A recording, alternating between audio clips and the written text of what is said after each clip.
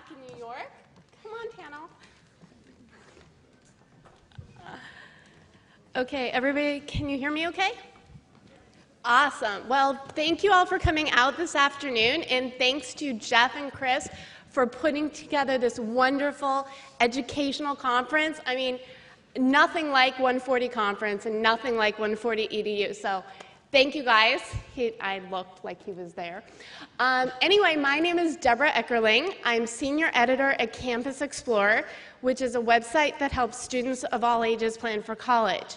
And for the site, I do the blog and social media. And what the website does is a college search site, but also as advice and tools for college search.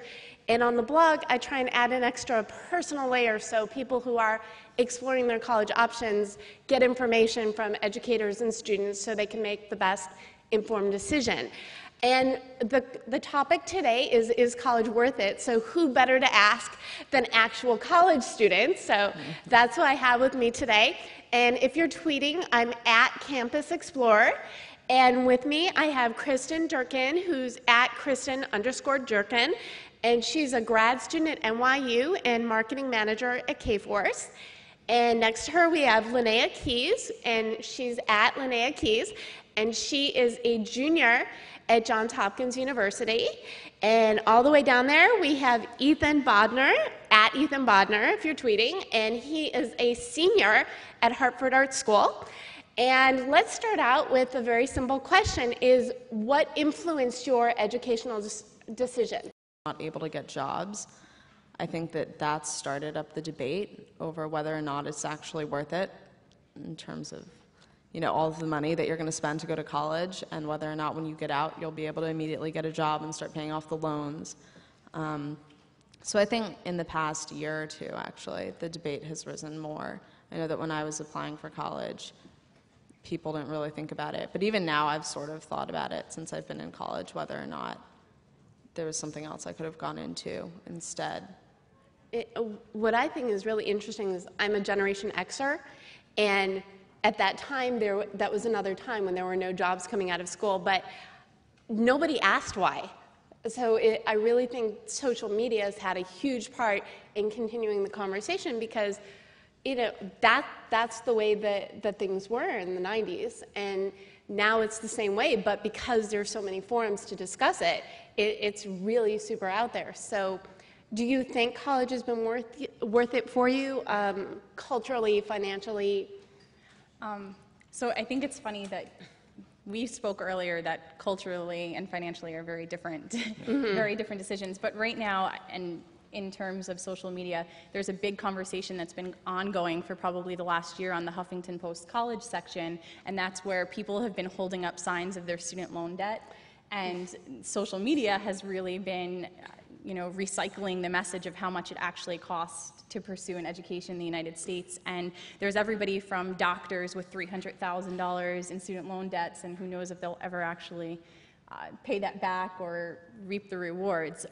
Financially, I don't know that I'll ever be able to have a smile on my face when I send in my financial loan check from NYU.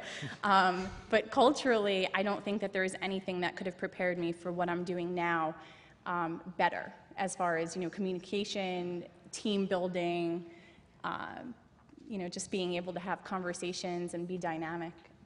College has certainly been worth it in that sense. Yeah, I think it helps you develop as a person, and different types of people need college, but some people should probably be taking a different route they can explore different ways of learning and truly learning, not getting that education, that formal education might not be the right thing for them. But I don't think college is a negative thing either. I think it was worth it for me. Okay. Yeah, I mean, I don't know necessarily if I think college is worth it academically all the time. I think that for me, high school was much more challenging. But I definitely think that going to college is very important developmentally. I think that when you leave high school, you're still sort of a kid. You're living at home. You haven't necessarily gotten to experience people from different cultures or different areas, or who have different ideas from the people around you. So I think the act of actually going to college and being there for 4 years is what is most beneficial about the whole experience. Okay. Oh, and it's kind of like the double-edged sword of it all, that the media nowadays, they open the conversation, but you can also go to school online, and you have other options to go to community college for 2 years and then transfer. I was a transfer student. I started at University of Nebraska-Lincoln and transferred to University of Wisconsin-Madison. So Lincoln, Nebraska was my transition, and then I'm like, okay, this is great. Let's get on, and I transferred to school in Madison, Wisconsin, and I wouldn't have traded either of those because they do help with that, the life skills and the transition. So I think that's really awesome and important. So what do you think has been the most helpful or influential class that has prepared you in school for the real world? In undergrad, it's kind of funny. I was in my grandfather's house the other day, and somebody said, "You went to John Jay? Isn't that a legal studies school?" And I said, "Yeah." "And now you're at NYU studying business and marketing?" And I said, "Yeah." Well, I don't think a lot of people end up pursuing what they went to undergrad for, but my biggest takeaway from undergrad was really the experiences that I had with some of my professors outside of the classroom. I had a philosophy course where my professor, Professor Stroop, he was an undergrad professor, had a bunch of students at his house for a barbecue and introduced us to lawyers and Supreme Court representatives and just a ton of people to help us network. And he actually wrote my recommendation for graduate school, and I speak with him and his wife all the time. And so making and maintaining those relationships have been the most beneficial for me versus an actual academic course. Okay, Linnea? Well, I'm pursuing a history major at Hopkins, and during your sophomore year, it's required for you to take a year-long seminar in history. And the way it works is you only meet as a class probably 10 times the entire year, but you spend your entire year researching on your own for a 35 to 40-page paper. So we met with the advisors on our own, and then 10 times as a whole group we would meet together and discuss our different topics.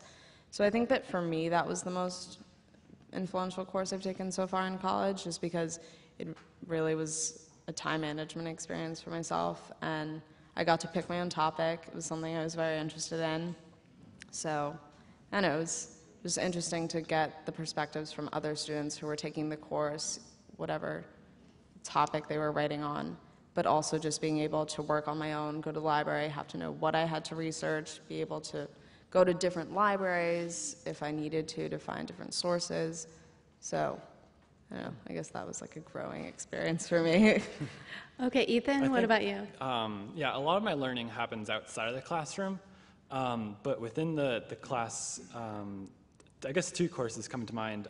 One is a course called Design Global Change, and that's a course within the graphic design department, but it was based on real-world problems, and we worked with actual organizations doing projects in India and also in troubled neighborhoods down, a couple miles from our school. So that was really developed our understanding more of what design is and how it's applied in real-life settings.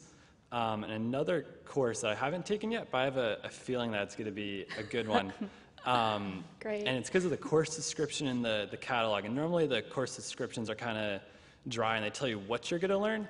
This description was a paragraph of questions. And so I thought that was really interesting because it touches on the idea of inquiry-based learning. And so it kind of suggested that we're going to come together and ask these questions together. And it's a humanities center seminar on creativity. So it's more about coming together with different people and asking questions and seeing where that takes us. Okay, and just to prove that your college experience stays with you, I did competitive public speaking all through college, and nothing prepared me better for, hello. But I've had a lot of good journalism courses because that's what my degree was in, but developing the skill to speak in public will help you throughout life. So I'm a very strong advocate of that. Okay, we have time for 2 more questions. So what advice do you have for someone who's searching for the right place to go to college? Kristen? I wish that someone had told me that community college and less expensive colleges were okay when I was going into undergraduate school. You graduate high school and you're so competitive and you want to go to the best school and have everybody's parents brag about you, and it's really not what it's about, because then you go to that really expensive school and the only thing you have are really expensive student loans and still no idea what it is you want to do. So I really wish that people had told me, if you don't know what it is that you want to do, go to community college, figure it out, you know, spend the money when you have an idea of what it is you want to pursue. And I wish that people had encouraged me, because maybe they didn't know, but yeah. Right. Okay, Linnea? I guess I'd have to say going into college with an open mind, not going in thinking, oh, I'm going to pursue this and I'm going to do this when I leave college, whether it's from parental pressure or whatever it is. I think that you should just go into college thinking, I'm going to go and have this great experience and find out who I am, and I'll figure it out, you know, there down the road. I still don't know exactly what I'm going to do, but I think that the problem is so many people go into college now thinking, oh, you know, I'm going to have to pay off these loans, so I have to pursue a degree in doing this, or get majors doing this so that I can get out of college and make this much money so I can, you know, do whatever I want to do. But I think that you really should just go to college thinking, you know, I'm going to find myself there, and then figure out what you want to do after that, and not feel the pressure to go into a certain field right after. Just kind of playing off what you said, is when I went to college, I had a very clear sense of what I wanted to do. I wanted to, you know, get a graphic design degree and move to New York City and kind of do that whole, the graphic design kind of thing. And going through college, that's changed a lot, and my focus has shifted to more design as a broader way of approaching problems and how that relates to education. And so I think it's interesting, like you said, to always have an open mind when you're going into college and when you're leaving college. Okay, so college is really all about the experience, and you should make it the experience that you want, I think is what. Yeah, I think it's also up to, like, it's not, your professors are, you have to kind of be a self-learner in a way, too, I think. And, you know, do things outside the classroom is always important. Okay, well, as we wrap up with another question, I just want to remind everybody who's tweeting to tweet 140EDU at Campus Explorer, at Kristen_Durkin, at Linnea Keys, and at Ethan Bodner. Okay, so advice for college students. You got in, you're happy, you're excited, it's August, so everybody's getting ready to start school. What advice do you have for newbies who are about to embark on their college experience? Exhaust all of the resources that you're given. Your professors really do actually want to be engaged with you, but they're not going to go out of their way to engage you because they have 50 other students in the room. So if you go into a classroom and you have something that you know you want to take away from that professor, it's your duty to really pursue that professor. That was probably the most beneficial thing that I did while I was in school. And aside from that, don't buy the books you don't need, because the interest really stinks when you're paying off your loans. Okay, Linnea? I guess I'd have to say that when you go to college, take classes that are completely outside of the box. I know that my freshman year, I signed up for all of these classes, and I think I changed everything within the first 2 weeks, just because in high school, you only have a standard set of classes, but then you go to college and you can take anything. So, I don't know, I mean, that's what I did. I immediately switched, and, you know, I figured out I wanted to take East Asian Studies classes, and, you know, I didn't have that in high school. So I think that really when you go to college, just see what's out there, and don't just go in focused on a certain class that you want to take before a certain major. Just take whatever. I guess really in a soundbite is that you got to make college worth it for you. Ooh. And so it's not. Ooh. It's just Call not, back to the panel title. So yeah, it's just not going there and expecting it to come at you. You got to be active and go get it yourself. Okay, great. Well, we still have time. Okay, this is great. This is so much fun. Any questions from the audience? The front row. Yes. Kristen, you said something very important. You said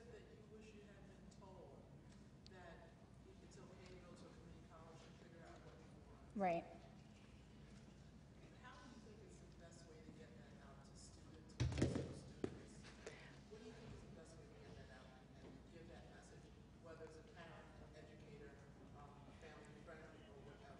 Okay, I'm going to repeat the question just so everybody heard. She wants to know what's the best way to get the message out that it's okay to start at community college and then move on once you figure out what you're going to pursue.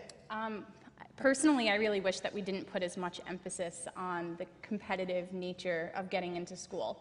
We highlight in bright yellow highlighter or pink highlighter when somebody gets into Harvard and Yale, but we're not doing that when somebody that can't afford to go into those schools without massive amounts of loans gets into CUNY John Jay or another city university or state university. So I feel like there's an unequal playing field when we talk about the schools that our children or our students get into.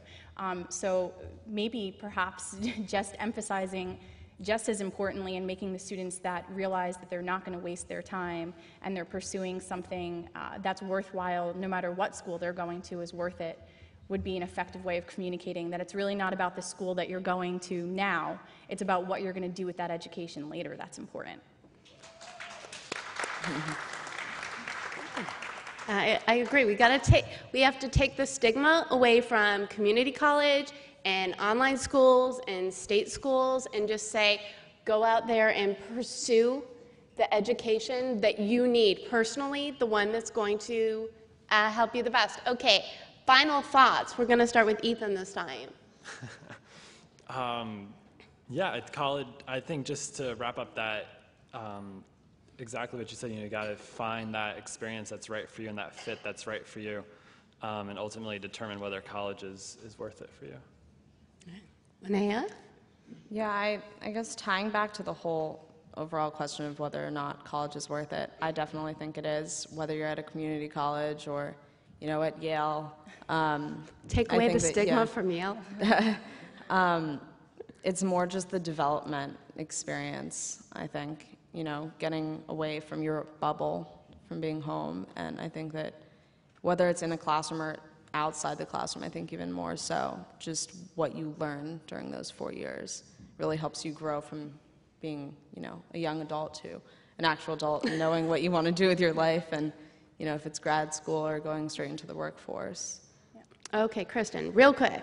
For me, college was completely worth it. I started at a city university. I didn't inundate myself with massive amounts of loans. I put my foot in everything that I could at school, and now I am at NYU, a very expensive school, but I'm confident in my decision now. So for me, I guess it's more of, if you have the curiosity of whether or not it's going to be worth it, it might not be. So maybe you should explore some of the other options first and then invest when you're a little bit more mature and wiser and confident in your decisions. And whatever you do, just enjoy your education and soak it in as best you can. I'm Debra Eckerling at Campus Explorer, here with @Kristen Durkin, @Linnea Keys, and @Ethan Bodnar. And thank you all for joining us today, and thanks again to Chris and Jeff. Thank you. Thank you.